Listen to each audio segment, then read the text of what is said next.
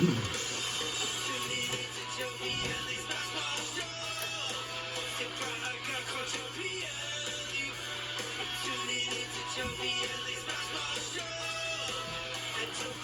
morning, everybody. This is another edition of the Past Ball Show, brought to you by JohnPielli.com, by St. Aloysius Church and School in Jackson, New Jersey, by Two Ways, One Passion Food Truck, located in Scranton, Pennsylvania. As always, we're going to get into some stuff going on in the world of baseball, sports, and unifying America. And I was following the games yesterday. This is going to be probably more of a time contingent show than we normally do. Looking at the quarterback situation in the National Football League. And obviously, you look at some of the best in the league, the Mahomes, the Russell Wilsons, that echelon, the greats like Brady and Breeze, who we saw play each other in a game last night. But you get to a certain point, and I've hammered this point over and over again, that it all of a sudden it just gets watered down. When you have a situation like with the Washington Redskins, where they're kind of battling back and forth, trying to figure out who's going to be their quarterback if they're not going to go with Dwayne Haskins. You look at the Dallas Cowboys and the fact that Dak Prescott, quarterback that probably should get paid, probably should be compensated for what he brings to the table, especially now as it's evident what that team looks like without him and how important to that football team he is. You bring in a veteran like Andy Dalton, but once he gets hurt, you're looking at the DiNiccis and the Garrett Gilberts of the world. And you look at the Dallas Cowboys, and what I take out of watching them yesterday is that they played against a very good team, a Pittsburgh Steelers team that's going to the playoffs. At the moment is undefeated. At some point they'll probably lose a game, but they're going to be right up towards the top of the American Football Conference when it comes to the playoffs this year. Dallas Cowboys would probably be headed there if they had their quarterback and Dak Prescott. And a game yesterday, which you could say that maybe the Steelers played down a little bit. Maybe the Steelers didn't give their best performance. But a game that the Dallas Cowboys win absolutely if Dak Prescott is behind center. Now you look at Garrett Gilbert, and you want to give him respect. He is a second-generation quarterback. His father, Gale Gilbert, actually was part of 5 straight Super Bowl teams. And you think about that as far as just being an interesting fact. He was on all 4 of the Buffalo Bills teams. He was Frank Reich's backup. In other words, he was the 3rd-string quarterback for the Buffalo Bills for 4 straight years.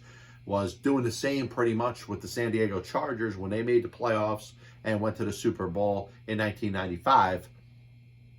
And you saw with Garrett Gilbert, Gale's son, mediocrity. And there were some good moments. There were some good throws. There were some good plays. But you saw nothing that made you think he was ever at some point going to grab that Dallas Cowboys football team and lead it to the next level. And there's a lot of quarterbacks like that in the National Football League. You look at the Jacksonville Jaguars. They decide not to start Mike Glennon with Gardner Minshew out. Go with Jake Luthnow. And there's going to be a lot of these quarterbacks that you've seen play in college and maybe getting a chance to play because they're younger, but don't necessarily bring enough to the table.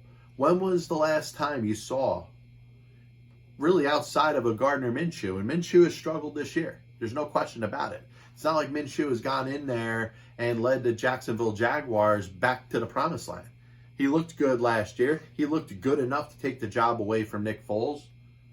But where are the examples of those young quarterbacks when they get the opportunity to play that are becoming fixtures in the National Football League? Those players, names are Mahomes and Wilson.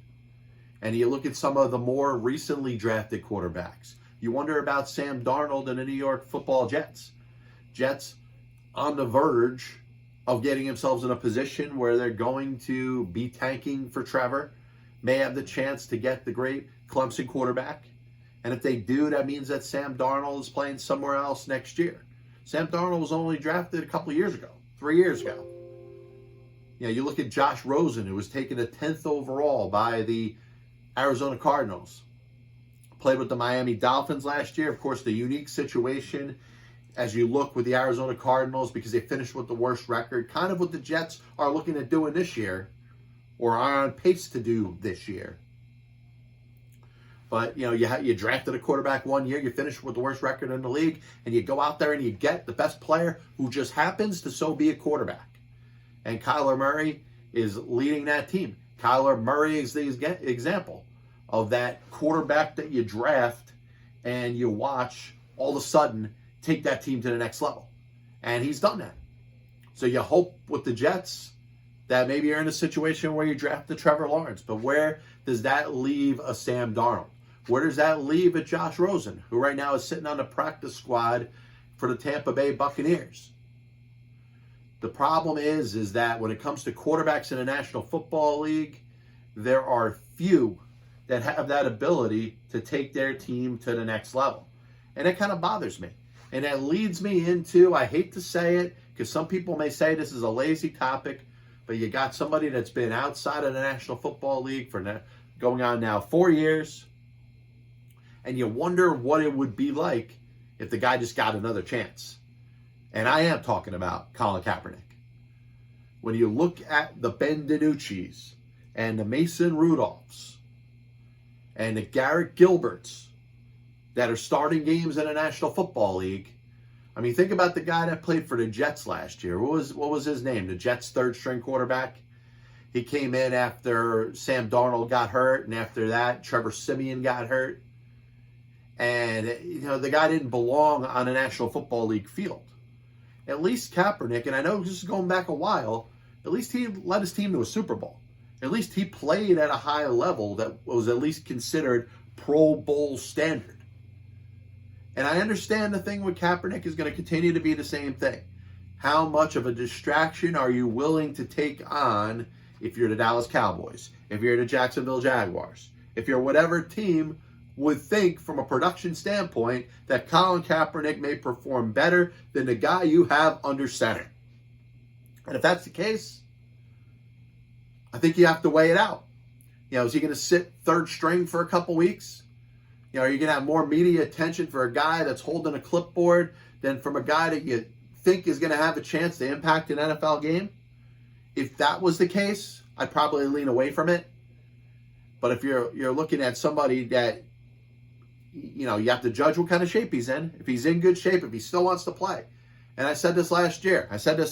When he had that workout. There were so many things that just didn't look right from both sides when it came to that workout he had for National Football League teams. And I didn't get the sense that he was ready to come back. I didn't get the sense that that's what he really wanted. But I also didn't get the sense that the National Football League was really seriously considering having him sign with one of their teams. And that's what kind of left a bad taste in my mouth. If he was working out, was this going to be something that somebody was going to take seriously? And it's easy to say. You could say, there's so many good quarterbacks. There's so many younger, more talented players that are picking up the playbook and running with it. That's not happening. And that's the major problem. And the reason that we're going to continue to bring this up, and once again, you could go click dislike on this video because I'm talking about Collin Kaepernick. Hey, you know what? At least it's proof that somebody's watching it. I don't see him being that less or that much less than anybody that is playing in a National Football League now.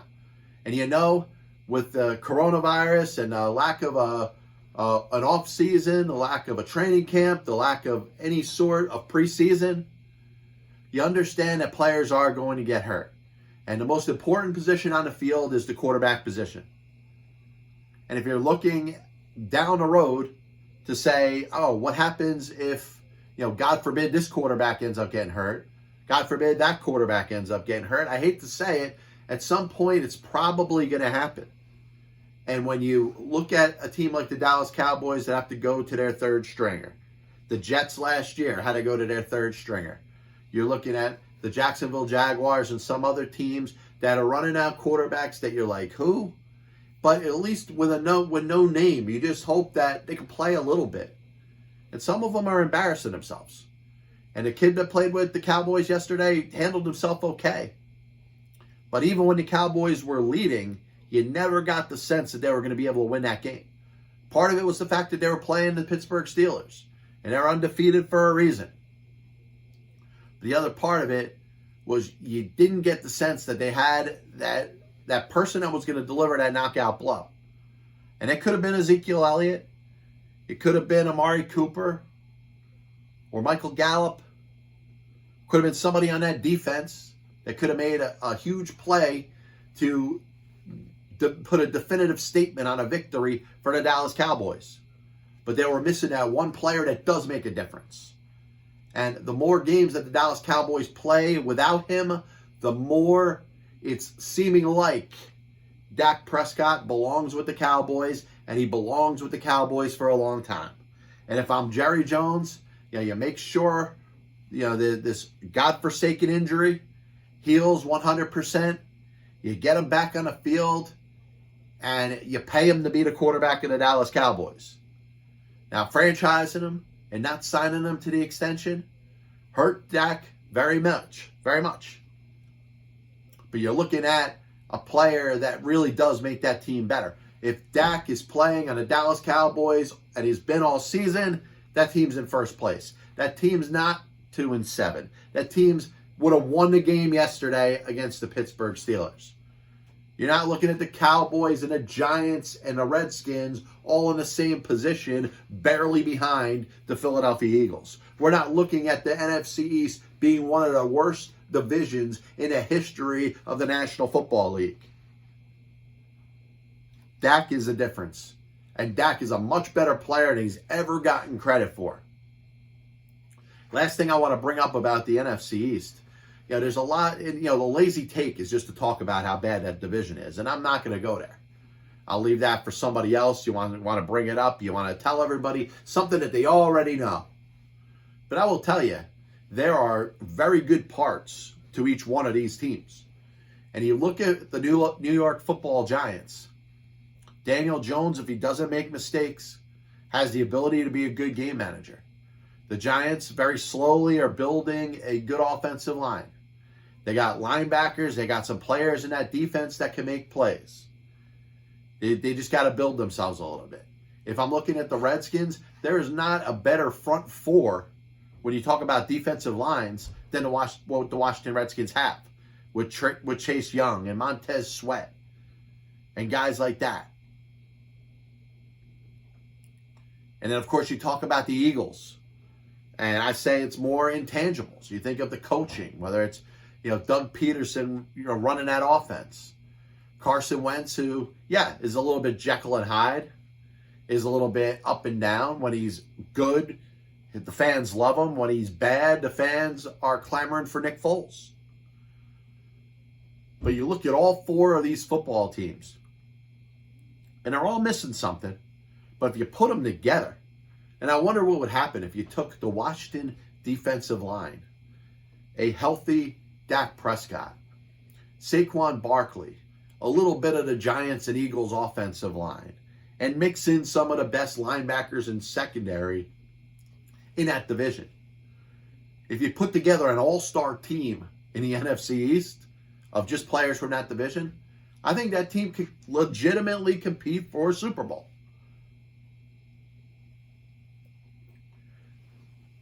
Last thing I want to bring up, you think of Breeze and Brady, and you're talking about two legendary quarterbacks, obviously first ballot Hall of Famers, two of the best to ever perform under center in the history of the National Football League. And anytime they match up against each other, a lot of the microscope and the binoculars and the tunnel vision is going to be focused on them. Drew Brees had another nearly flawless performance. And he's a quarterback that when he's clicking on all cylinders, he doesn't throw a lot of incompletions. And that offense is just a unbelievable machine that just continues to go and fires on all cylinders. You look at Tom Brady, threw some interceptions, 3 interceptions. That's not Tom Brady like. Tom Brady doesn't make a lot of mistakes. He's still maybe adjusting to his time in Tampa, but you've seen Tom Brady play well. You're looking at two teams in the Saints and the Tampa Bay Bucks that are probably considered amongst the top 3 or 4 teams in the NFC. You want to throw the likes of Seattle in there. You want to throw Green Bay in there. Aaron Rodgers is having a great season. Expect to see both of these teams in the playoffs, especially when you've expanded your format to include a third wildcard team. But I look at it like this. I think that these 2 veteran quarterbacks, as long as they can stay healthy, give their team a distinct advantage. And maybe they're not as flashy as a Mahomes or a Russell Wilson. But I'll tell you this. When they're clicking on all cylinders, you've seen Brady over the last couple weeks, when he's got that offense going, it's just so easy for them to get down the field. And when he's hitting receivers in stride and the receivers are running the right routes and he is checking all his different options, knowing he's always going to find somebody open, and then all of a sudden he hands the ball off to Ronald Jones, all of a sudden that offense is flying up and down the field. And you saw that with the Saints yesterday with Breeze. Once he's hitting his progressions, hitting his receivers in stride, you're talking about 2 of the most experienced quarterbacks that the game has ever seen, and obviously 2 of the best. So I'm looking forward to seeing an NFC playoff picture that's going to include Breeze and Brady, but also you look at, a star like a Russell Wilson, and you look at some of the other teams. I know somebody's going to have to come out of the NFC East. Maybe it's the Eagles. Maybe it's the Cowboys. Maybe even the Redskins or the Giants. The unfortunate thing when you watch teams like the Giants and the Redskins play, and you see a lot when you see 2 teams like that play each other, you know that they are a little bit away, that they're not quite experienced enough, that they're in a position that at some point they're probably going to get a little better, but they're not ready yet. And you see them kind of tripping over themselves in a game where you could say, for the most part, it wasn't a horribly played game. Alex Smith looked like he was a little rusty. Looks like he was trying to get some dust off of himself when he came off the bench in relief of Kyle Allen. And by the way, how ironic is that Kyle Allen has the same injury that Dak Prescott had, but most recently, as it applies to the Washington Redskins, the Washington football team, the same injury that Alex Smith had with the broken ankle, the same injury that Joe Theismann had with the broken ankle, at the same place of the field at the 38-yard line. Alex Smith came in, and you could tell he's rusty. Maybe he needs to play a little bit more. I don't know. But you're looking at a quarterback that didn't make a lot of mistakes years ago when he was playing for Kansas City, even when he was playing for Washington before he got hurt. He was known as a very good game manager, made some very bad throws in this game, and maybe over time he goes back to being that quarterback. But to kind of go back to my prolegomena point in my panegyric that I'm throwing out there now is the quarterbacks in the National Football League, you got some stars, you got some okay players, and then all of a sudden you got a huge drop-off. A huge enough drop-off where I think they should be looking at quarterbacks that played in the XFL. Josh Johnson, I heard, was just signed. Looking at some quarterbacks that played for, different types of college teams.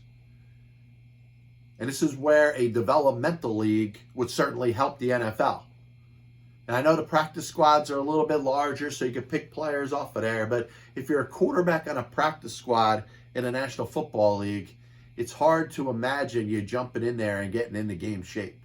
And not that it's a worse option than pulling somebody off the street or somebody out of free agency.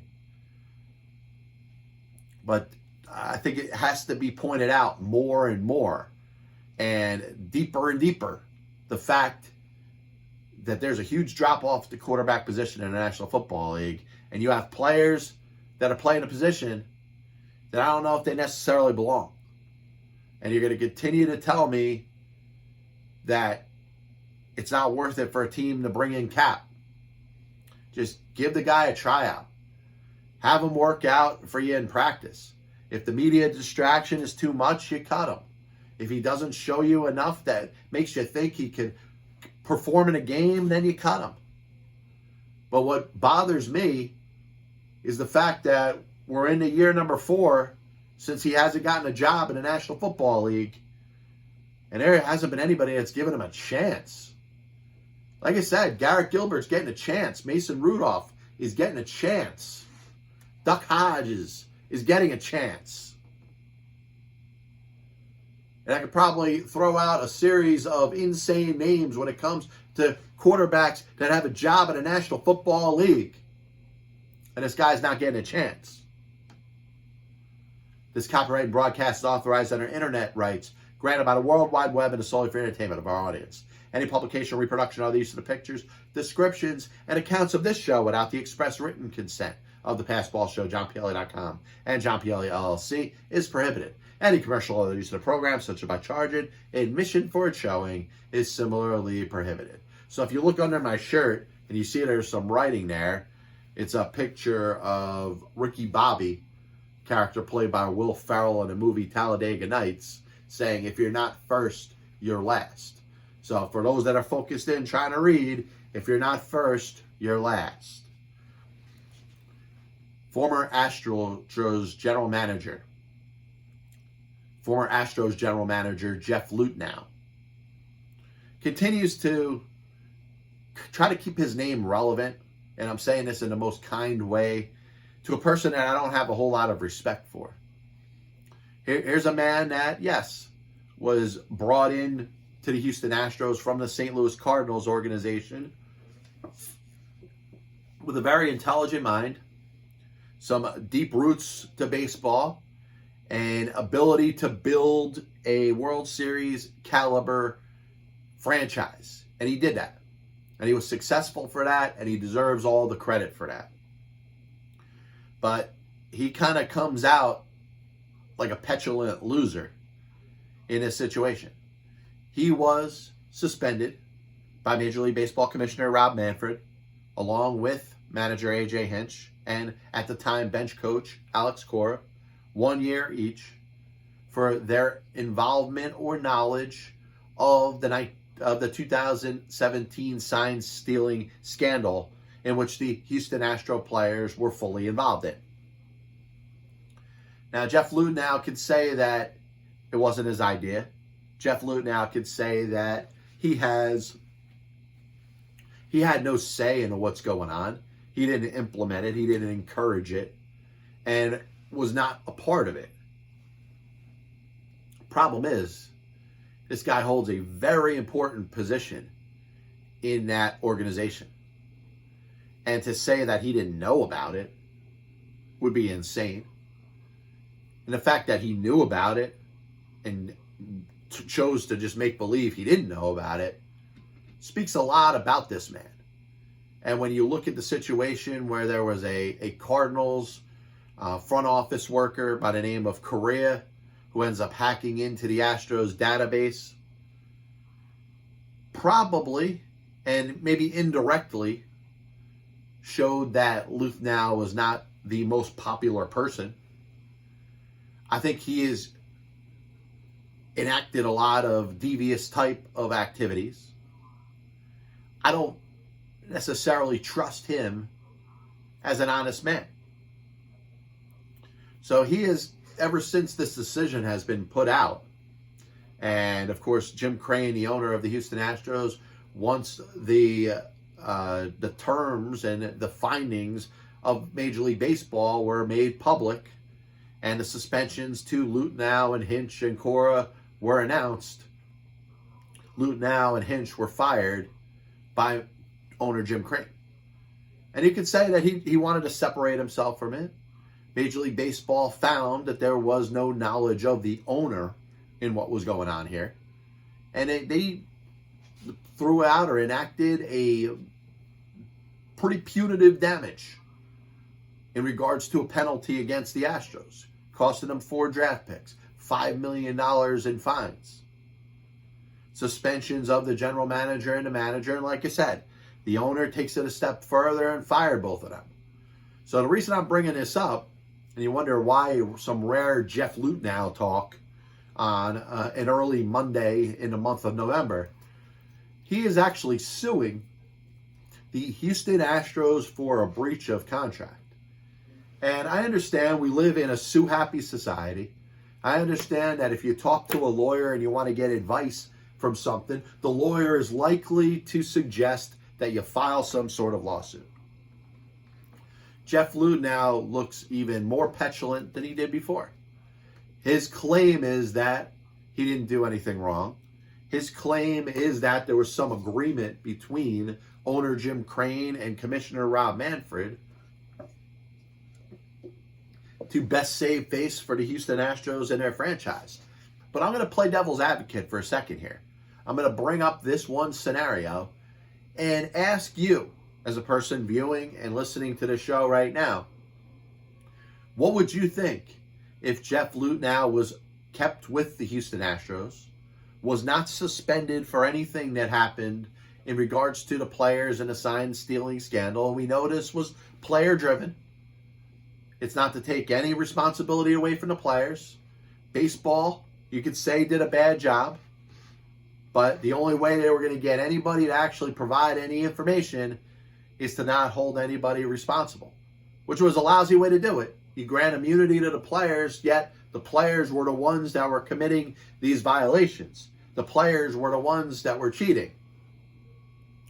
And you want to throw all that in there if you want to defend the general manager. I'm going to come up with a scenario of Jeff Luthnow not being suspended. Let's say A.J. Hinch was suspended.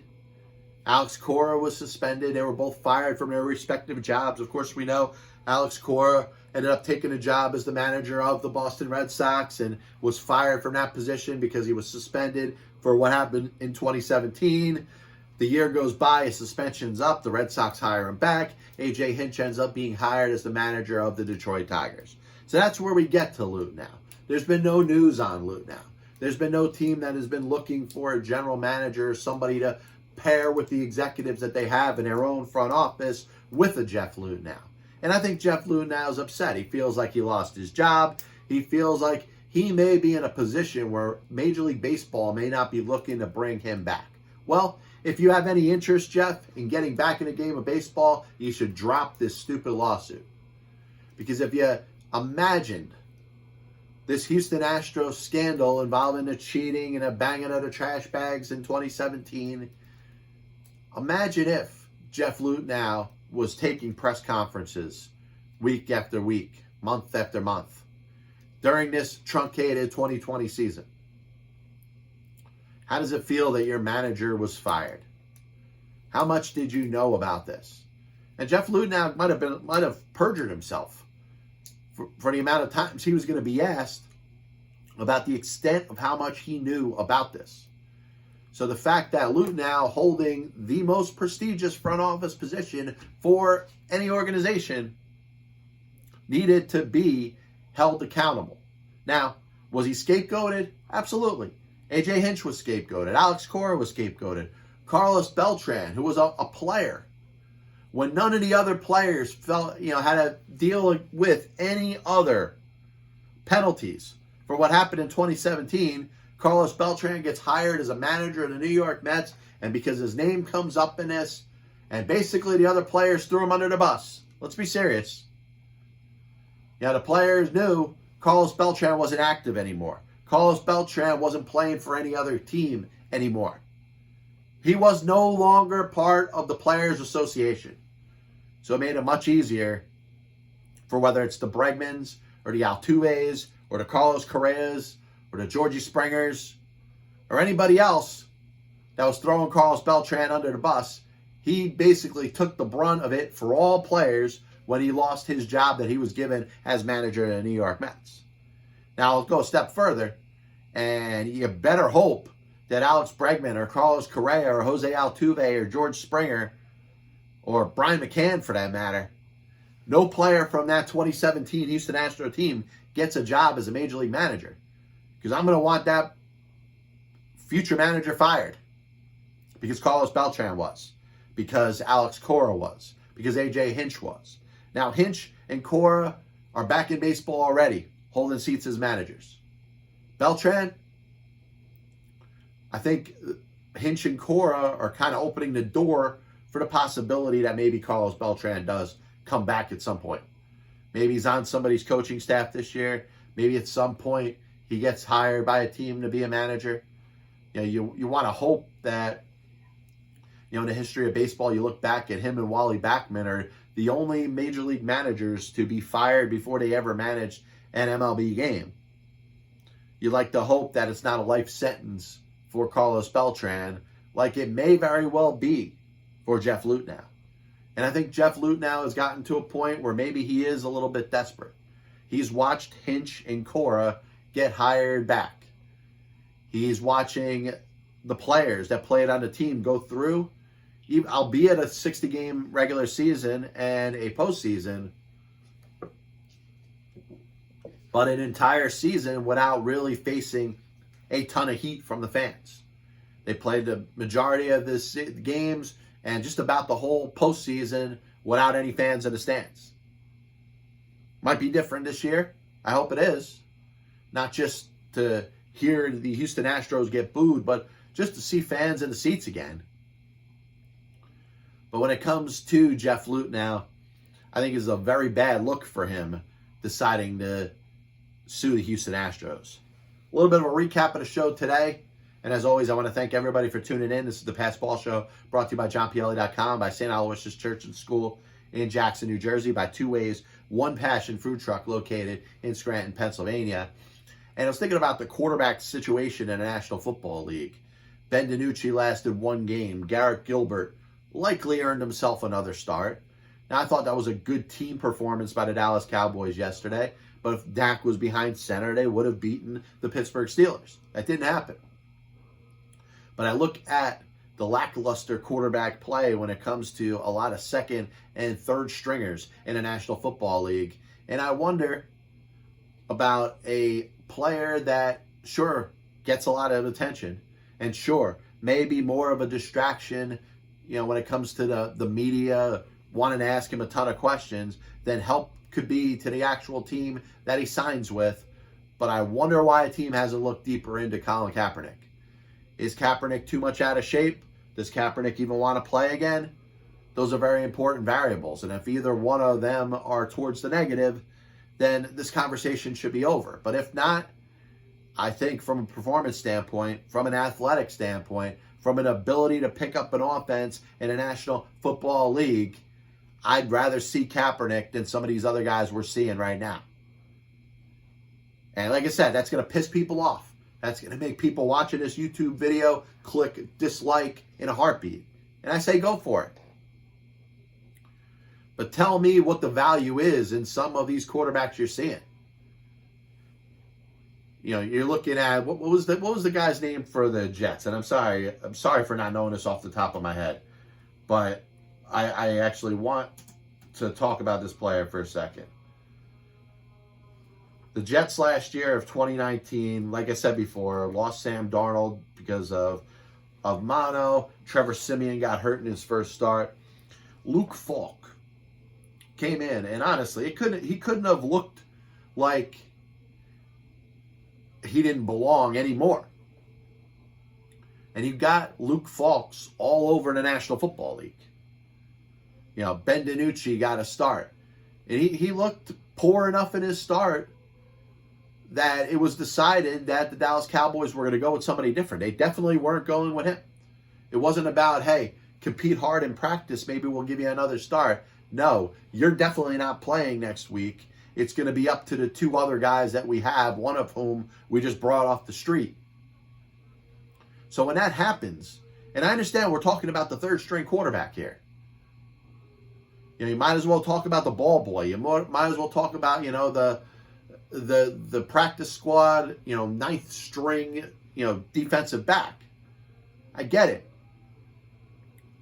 But tell me why a team hasn't reached out or at least granted a practice, had a workout with the team for Collin Kaepernick. And I'm not saying from a racial standpoint. I'm just saying for just a fair standpoint. And you want to continue to talk about how, yeah, we're trying to look out for the best interest of everybody. For a team to grant this guy a workout, have him work out during the week, throw some balls, maybe take a couple hits, and at least see what you have. If it seems like the game's passed them by, all right. But you got quarterbacks dropping like flies, and you will continue through the rest of the season. And you tell me why this guy can't get a look. I think it's a little silly. The NFC East, I think the laziest take you could have is that this is a bad division. Records will indicate that it is. But you think of some of the strengths that some of the individual teams have. The Cowboys have good receivers. The Redskins have a good defensive line. The Giants, very quietly, have developed a strong and deep offensive line. And you combine some of the positive traits that each one of these NFC East teams have, and you kind of make a good football team. And when you're thinking about down the road, next year, maybe the year after, I think these teams are going to get a little bit better, particularly Washington, particularly the New York Football Giants. Dallas, if Dak is healthy and ready to play next year. Like I said, if Dak played yesterday against the Steelers, the Cowboys would have won. And the Cowboys certainly wouldn't be 2-7. I want to thank everybody for tuning in to the Pass Ball Show. We'll be back with you next week. God bless you. And as always, I'll see you on the other side.